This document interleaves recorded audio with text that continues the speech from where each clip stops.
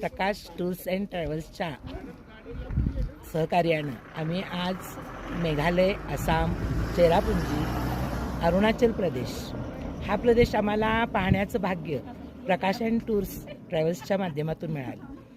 दोघा पती पत्नींच्या सहकार्यानं हे जे विलोभनीय दृश्य डोळ्यात साठवणार तेवढं थोडंच आहे. हा खरोखरच जमिनीवर स्वर्ग उतरलेला आहे.